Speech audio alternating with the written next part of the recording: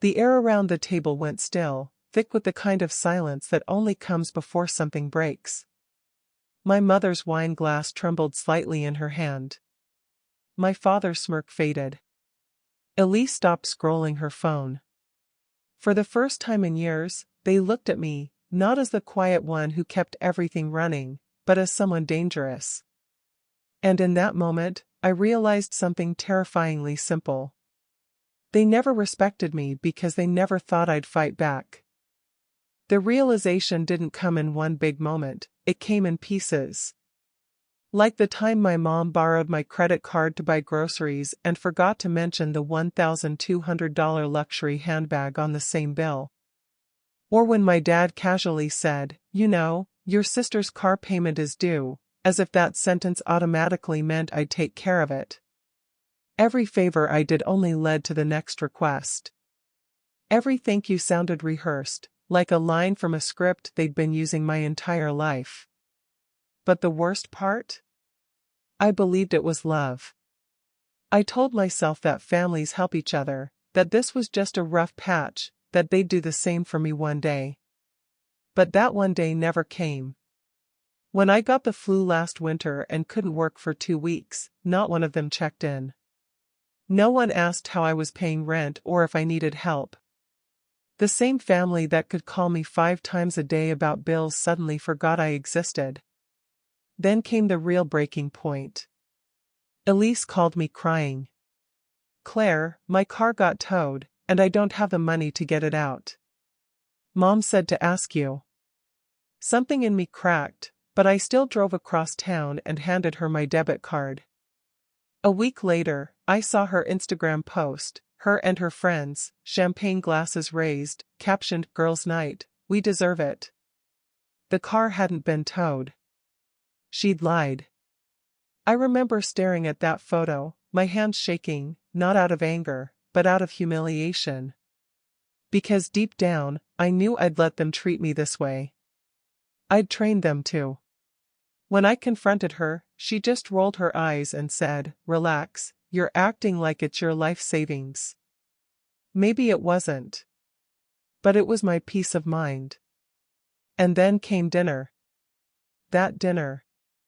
Mom's words, "You've always been the family disappointment," weren't spontaneous.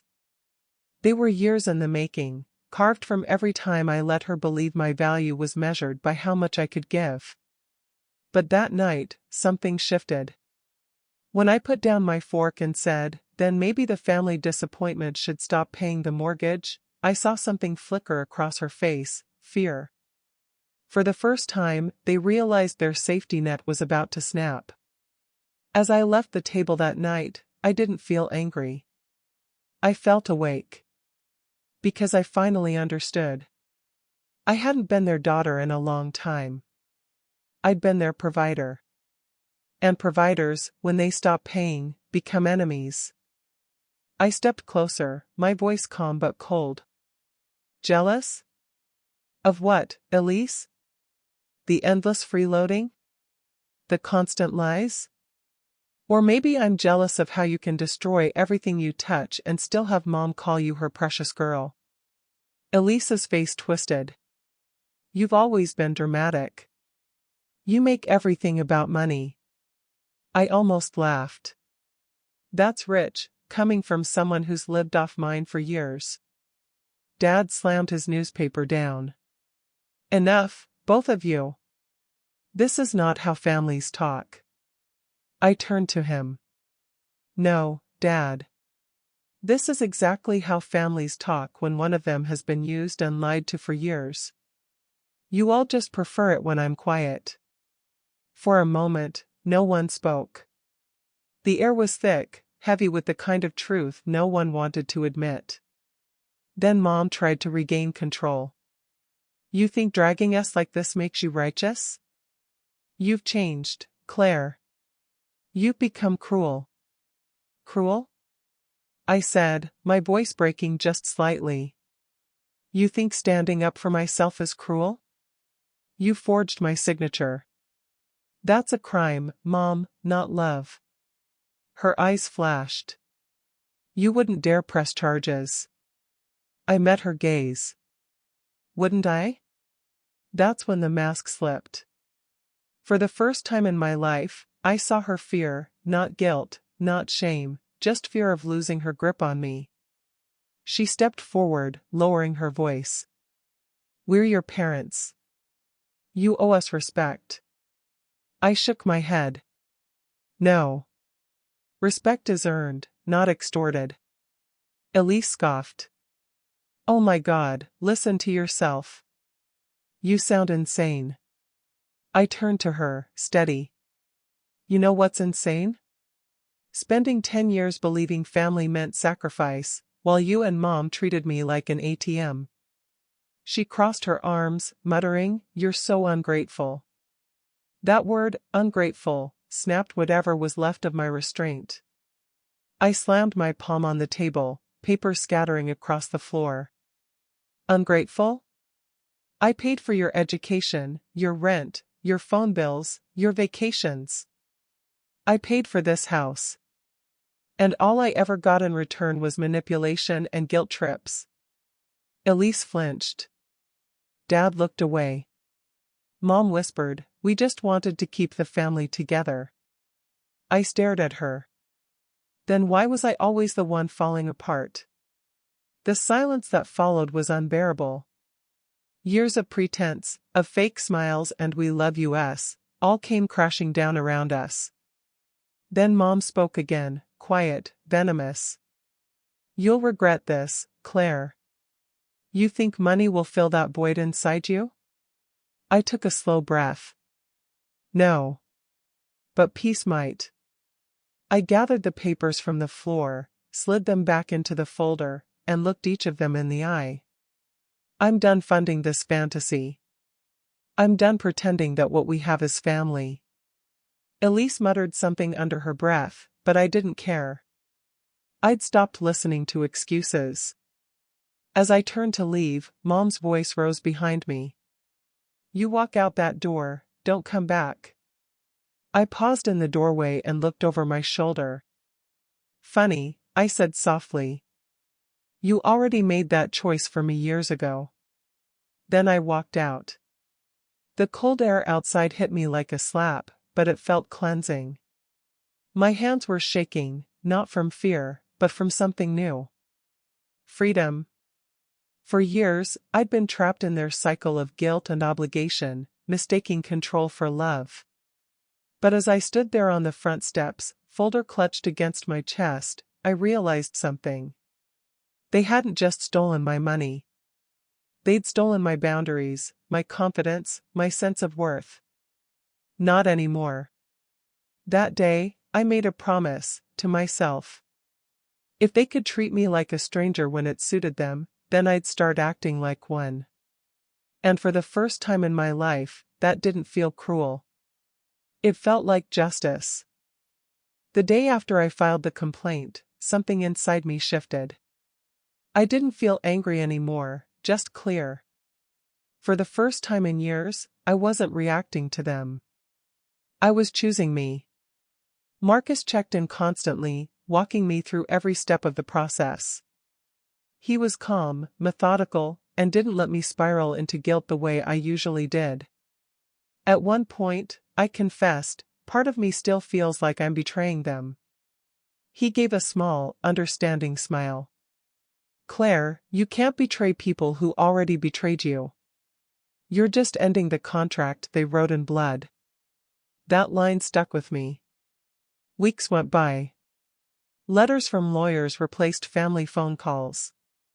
I learned that Mom had tried to access one of my accounts again, but this time, the bank froze it and flagged the attempt.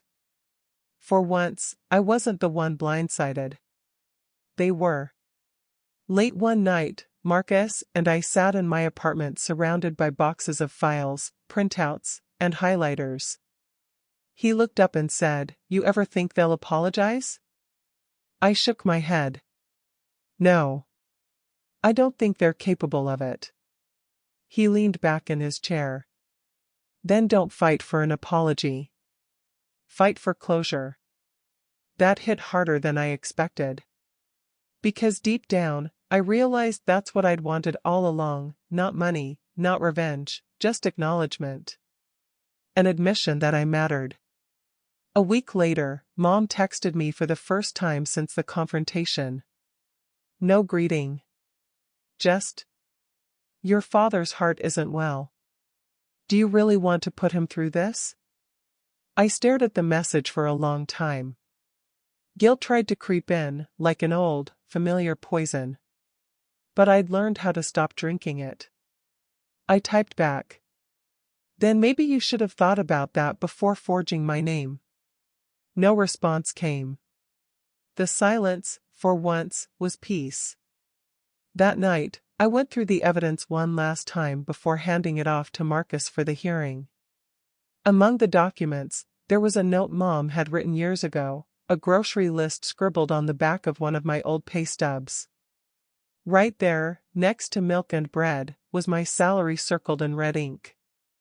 It felt symbolic, how every part of me had become something they could use. I stared at that crumpled page for a long moment before finally tearing it in half. Because I wasn't their provider anymore. I wasn't their scapegoat, or their safety net, or their responsible daughter. I was someone new, someone rebuilding from truth, not obligation. And for the first time, I felt something I hadn't felt in years. Power. Not the loud, vengeful kind. But the quiet kind, the kind that comes when you stop explaining yourself and start living for yourself. Marcus smiled when he saw my expression. "You're ready," he said simply. And I was. Because I'd finally realized. You can't save people who thrive on watching you drown. You can only swim away, and let the tide pull them under their own lies. When the gavel came down, it didn't sound like victory. It sounded like an ending, clean, sharp, final. Mom's sobs echoed in the courtroom. She looked smaller somehow, not because of guilt, but because her power had finally run out. Dad sat rigid, his hands gripping the bench as if he could hold the world together by sheer will. And Elise, she just stared at me, mascara streaking down her face, the same way a spoiled child looks at a toy someone finally took away. Outside, cameras clicked, local reporters had caught wind of the story. Nurse sues family for financial fraud. It sounded sensational, but the truth wasn't glamorous. It was messy. Painful. Necessary. Marcus walked beside me as we exited the courthouse. "You did it," he said quietly. I exhaled, feeling a weight lift from my chest. I didn't think it would feel like this. He glanced at me. "How does it feel?" Like I finally exhaled after holding my breath for 10 years. That night, I sat in my car outside the house I'd grown up in, the house I'd helped them keep afloat for years. The curtains were drawn, the porch light still flickered the way it always had. I thought about knocking. About giving them one last chance to make it right. But then I remembered Mom's words on that recording. "She'll never do anything. She's too soft." And I realized that wasn't a description. It was a belief. They believed I'd always bend, always forgive, always show up when they broke something. That version of me was gone. I didn't go in. I didn't even cry.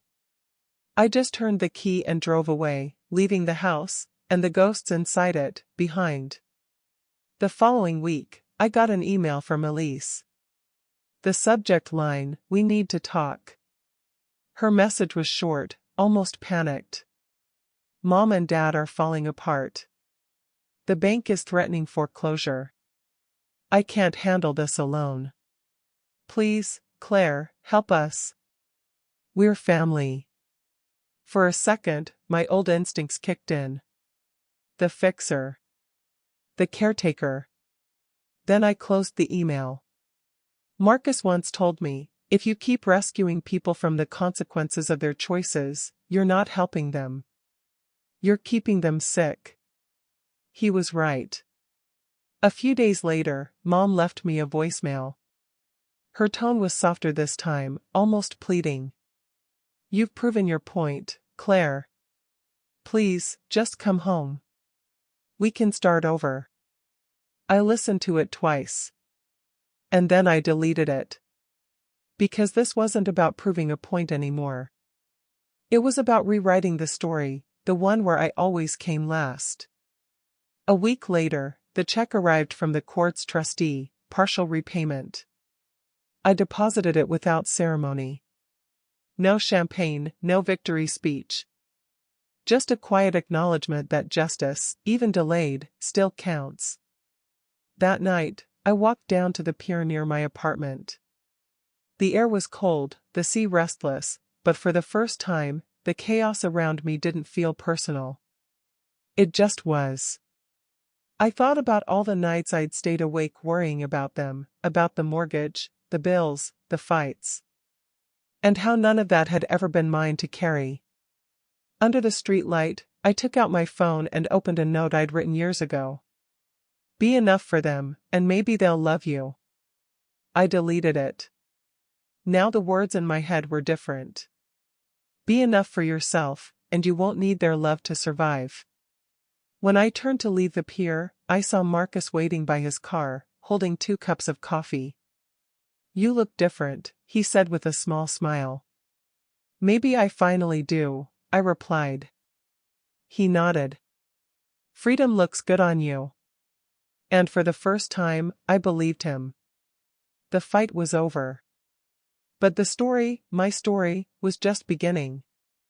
Because sometimes revenge doesn't come with flames or fury. Sometimes it's quiet. It's walking away without looking back. It's the simple act of saying, I owe you nothing. That was my turning point.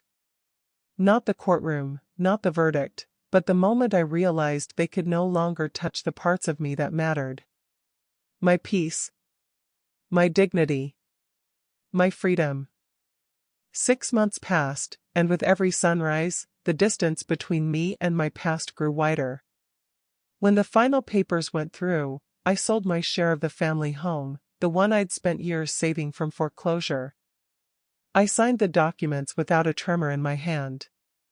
That house wasn't my home anymore, it was a monument to everything I'd outgrown.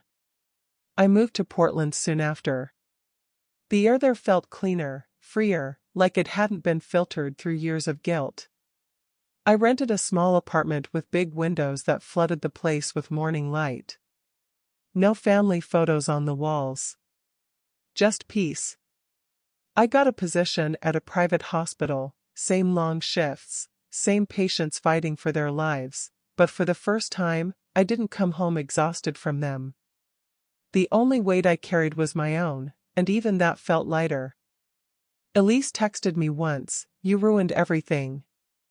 I stared at it for a long minute before typing back, "No, I just stopped paying for it." Then I blocked her number. Mom tried next. Letters, voicemails, all laced with guilt. "Claire, you'll regret this when we're gone." I didn't listen. I'd spent too long mistaking guilt for love. People say healing comes when you forgive. But for me, it came when I stopped explaining myself. When I realized I didn't owe them understanding. The quiet was strange at first. No phone calls asking for money. No emergency texts. Just me, and the kind of silence that doesn't hurt anymore. I started painting again. Running by the river on weekends. I even laughed more, not because life was perfect, but because it was mine. Every dollar I earned was mine. Every choice, mine. Every breath, mine. And that was worth more than all the money they ever took, because I finally understood something simple and sacred. Freedom isn't given. You take it back, one decision at a time. Revenge isn't always about payback. Sometimes, it's about walking away so they finally feel the weight of what they lost.